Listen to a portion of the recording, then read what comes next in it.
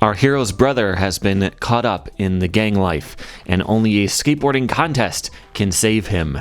At least that's the plot to a skateboarding novel I read recently, and I can't wait to tell you about it.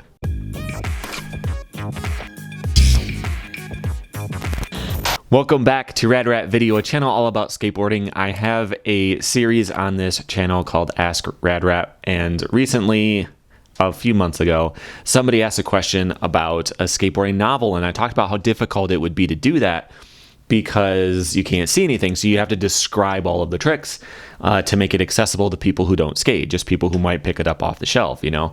And so how would you describe what a varial heel flip was and describe the difficulty compared to different tricks? And so I mentioned that it'd be very difficult, and I'm not sure it could be done well. Well, I have gotten 2 tips for different books. It's taken me a little bit of time, but I have read one. I would show it to you, but I read the Kindle version. I'll be looking at my phone for notes, though. It is called Under the Bridge by Michael Harmon, and it's fun. It has over 4-star review average on Goodreads, so it's should be pretty good, right? And honestly, I think it is pretty good. If I didn't know anything about skateboarding and I was just there for the story, I think I would have enjoyed it quite a bit. It's just the distracting skateboarding stuff. So I'm not going to get too deep into the actual plot of the book because the skateboarding is kind of a side thing, but it's in a lot of scenes. So basically, these 2 kids, Tate and Indy, are in school. They're in high school in Spokane, and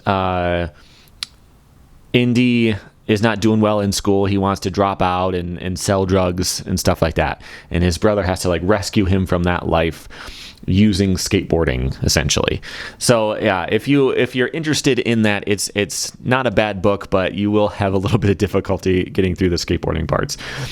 All right. So in the beginning, the very first page, the thanks, it says that the book is dedicated to crew who have filled our home with laughter, love, half pipes, brand practice, great times, awesome stories, and craziness. So I had the vibe that he knew some skateboarders.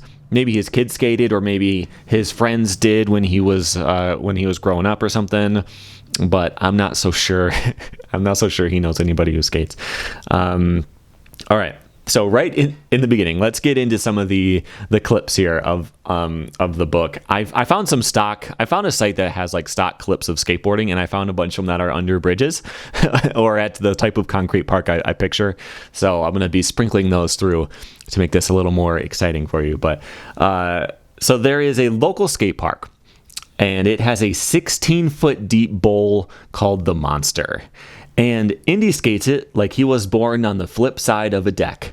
So someone else in the crew named Piper just casually does a 540 in this monster pool. Okay, so this is a 16-foot pool. Picture a 16-foot pool.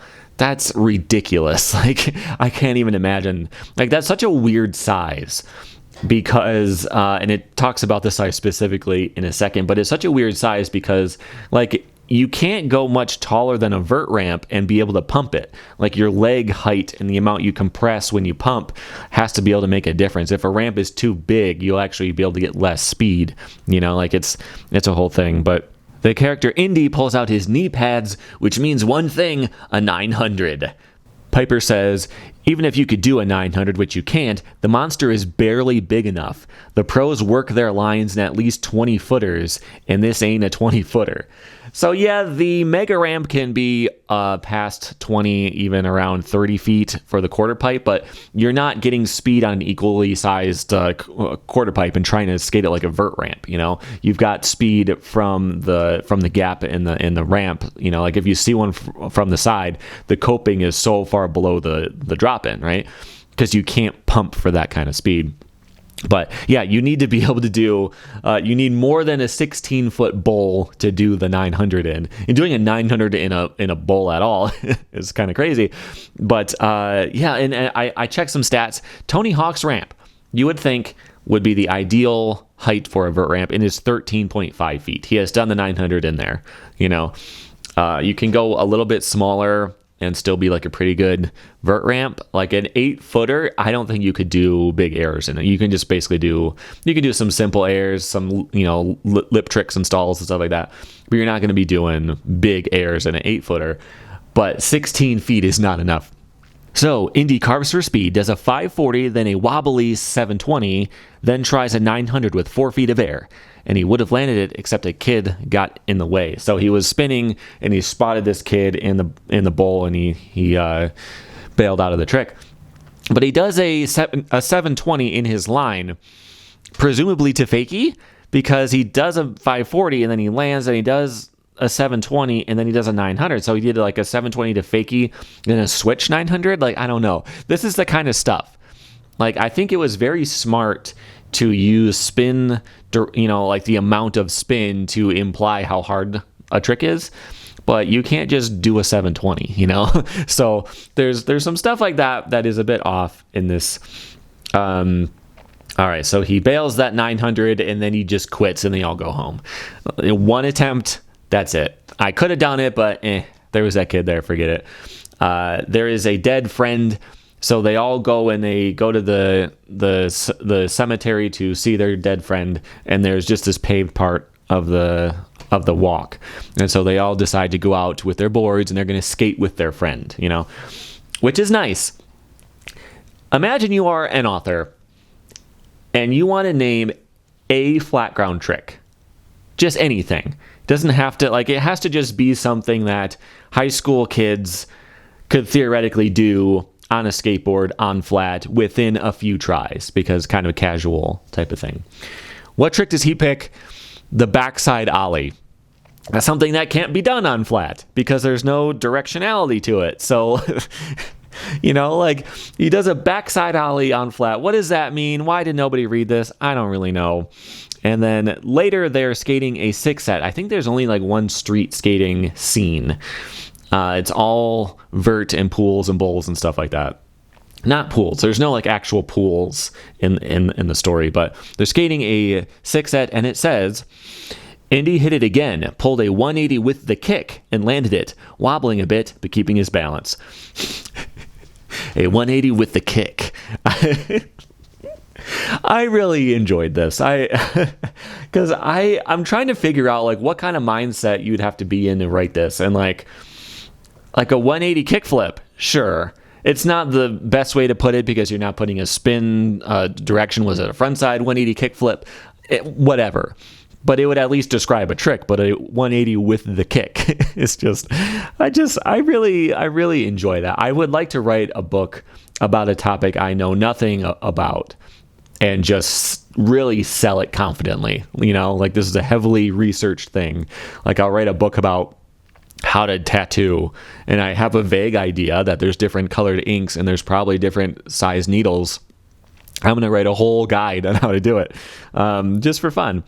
So the crew is very opposed to getting sponsorships. They think it's too corporate, and you're going to like sell out to the man, and it's, you know, being corrupt like a politician type of thing. Like, that's the way that they consider sponsorships, which is interesting because there is a contest coming up that requires you to be sponsored in a way that does not make any sense.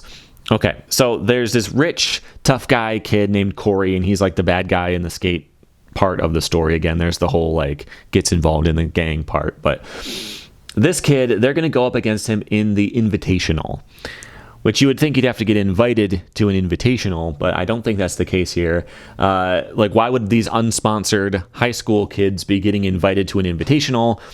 Well, one of them can do the 900, supposedly, and casually do a McTwist in a 16-foot bowl. So I get why they might be at a level to do competitions, but it is clarified a bit later. Here's a quote. The Pro Skater Invitational was coming to the Spokane Veterans Arena in a little under 3 weeks. Huge pipe, a circuit of pro skaters, and major TV coverage. The deal with the skate tour was that in every city they went to, any local sponsored amateur could compete with the other local amateurs the day before the event. The winner in each city would get a national sponsorship, and it would be televised, which was a huge opportunity for national exposure. So, I guess the pros are the ones getting invited, and this is just like a side act that they do there, but it's on TV. I don't get this. Like the idea of what a sponsorship is in this book is very confusing, because your local sponsor is paying for you to join a contest where you might get a national sponsor. So in this world, I think your sponsor is paying to get themselves replaced. Like, I think, like, what's in it for the sponsor? I'm not entirely sure. But so Corey and Tate's the main character. They get in a fight. There is a broken board involved, and so Tate decides to go to the skate shop to buy a new board, which is an amazing scene, because what happens is he does like the whole deal with the grip tape and all that. So the grip tape, and he buffs the rails. What does that mean? Do you mean the edge of the board, or are there like, you know, the plastic screw-on type? Like, what you buffed the rails? And it costs $32 for a new board with grip and freshly buffed rails. No research. There's a second skate shop scene, and a character buys the nicest one I've built in a long time. Birdhouse trucks, fine deck, the whole shot. So this came out in 2012, right? The internet was available. If you go to like a skate shop website and you go to the truck section and just pick out a brand, you're not going to find Birdhouse in there. Birdhouse does technically make trucks, but it's for their completes, you know, like if you get like the starter, like kids complete. But that's not what they're talking about. They're talking about like the best board he's made in a long time. So it has like the Birdhouse generic trucks that just has a Birdhouse label stamped on it. Again, like, why? Okay. All right. Let's move on, because the contest is the big important part, and we're almost there because we've skipped a lot of the story here. But there is a bit of a clarification for the contest here.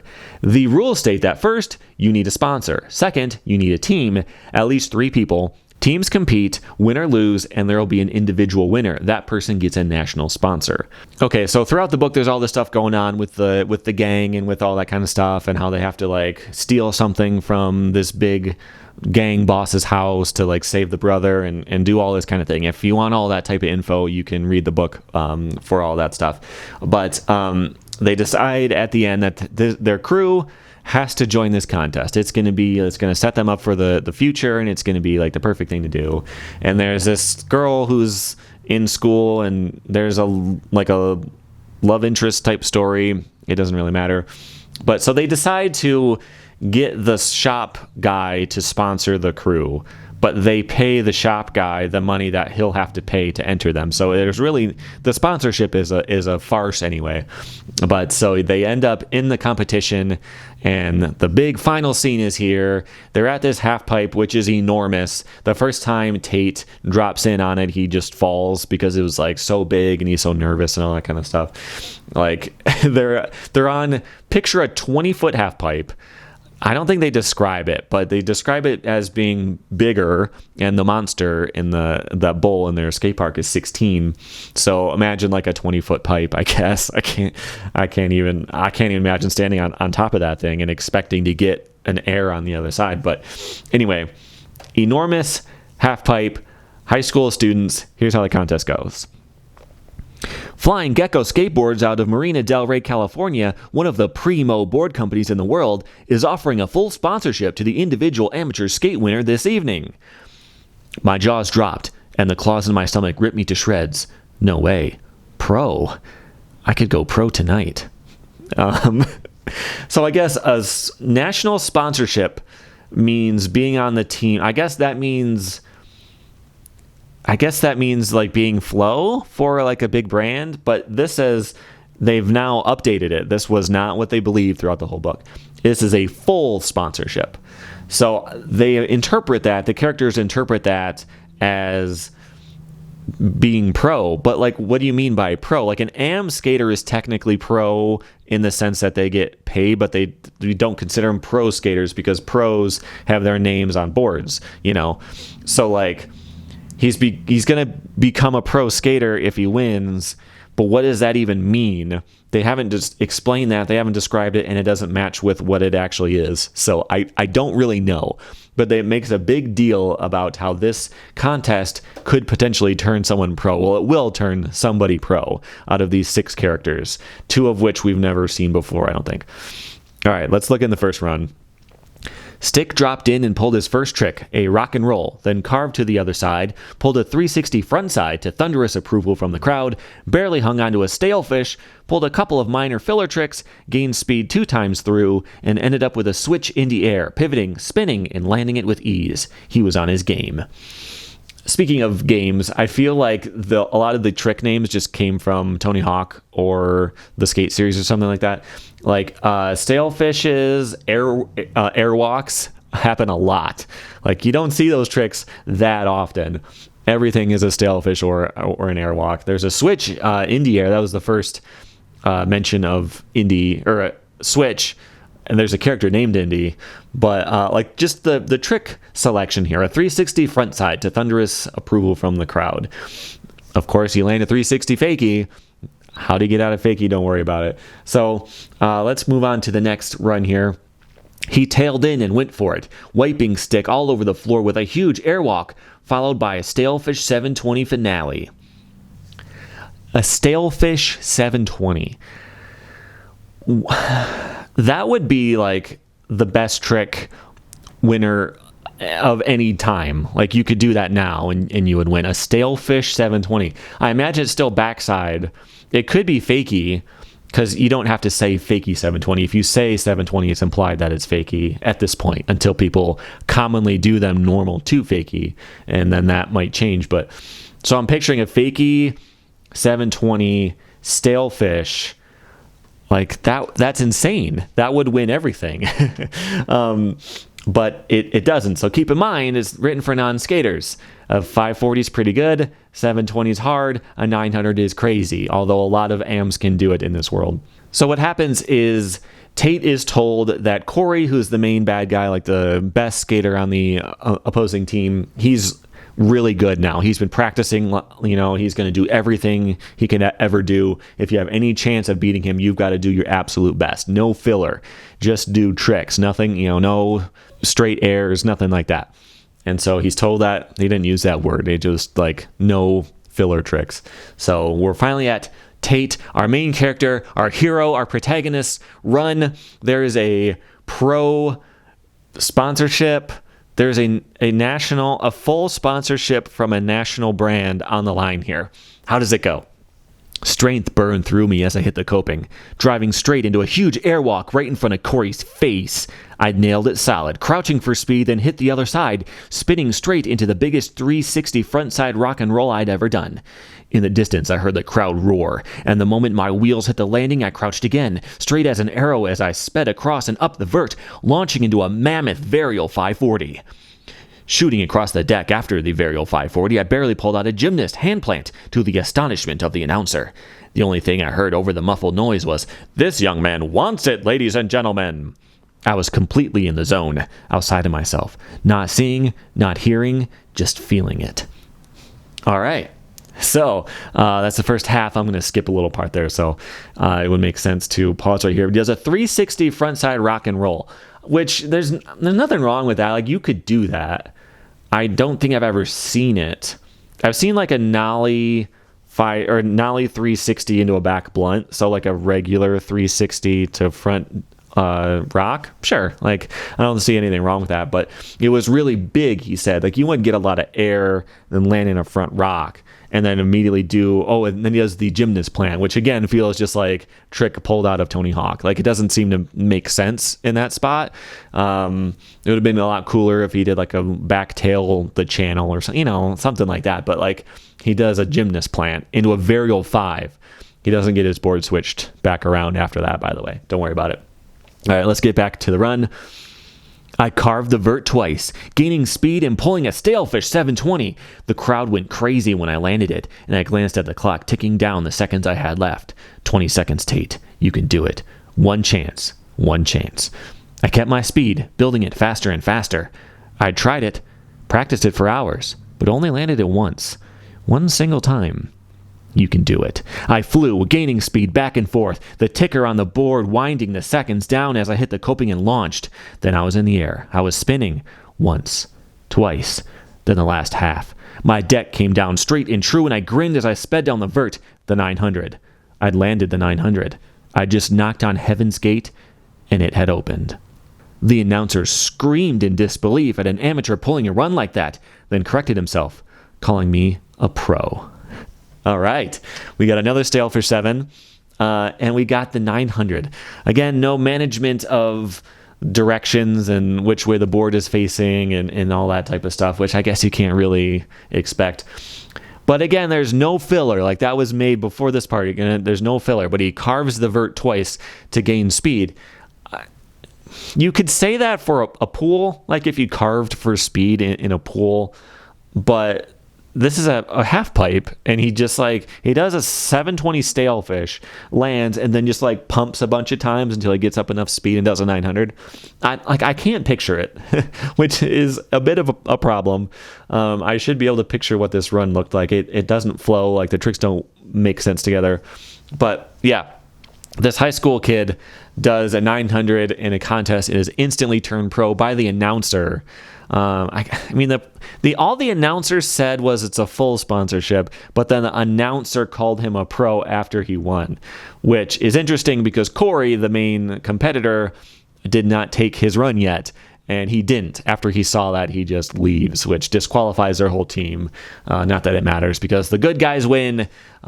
Tate becomes a pro skater, and it's all great. He meets his girlfriend's parents, or the girl from school he liked, and they're both trying to help each other with some stuff. Again, you can read the book if you want all that kind of thing. But I found that very interesting, because it would not have taken much to make this all make sense. A big contest that's very important, that makes sense, but it could have been a step down. It could have been for a sponsorship, because all of the characters in the book, except for Corey, are poor. So any type of sponsorship would be good, and that would be you could end the book with him on this journey toward being a pro skater without just being pro at the end, So if it was a lower stakes type of thing, and he's going to win this local event or something like that, or so I don't know, that could have made sense. And the idea that he would need a sponsor to get in, and I feel like this could have been tweaked just a little bit for this all to make sense. But I also feel like it didn't have to be skateboarding. If you took all the skateboarding scenes and made them trick shots in pool, that would have been fine. It would still work.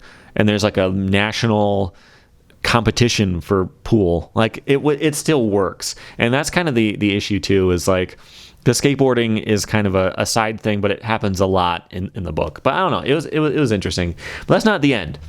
So there was there's the bad gang guy, and he's been kind of in hiding after the stuff that happens, and the cops are trying to find him because he killed somebody, and blah blah blah, and there's going to be a final confrontation with him.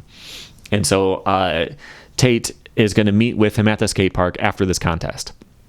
And he told the cops to be there and stuff like that. But then the guy catches him before the skate park. He stops him, blocks it in advance, and he pulls a gun on him, and they fight. Then he beats him up and breaks his ribs and all this stuff. And Tate, the main character, is talking into his, trying to give clues as to where they are into his mic. And the cops show up and arrest him on attempted first-degree murder, which I don't know if it makes sense. I mean, he brought a gun to what he was considering to be a confrontation, so maybe that could be first degree. But the other murder was first degree as well, but it wasn't intent. I'm not sure. I don't know. And that's something else I was thinking about during this, is as a skateboarder, to read a book that has skateboarding featured in it, I can pick out all the things. But what if someone was involved in the gang life in Spokane, Washington? They would probably be able to pick apart that part of it. Or a detective would read it, or a high school counselor would read it and pick apart how all that stuff went down. I don't know. You can't be an expert on everything, so I can't hate this too much. All right. Yeah, he gets the girl. All right. So at the end, there is an acknowledgement for a high school teacher, as that the author used as a reference to how teachers might act in certain situations.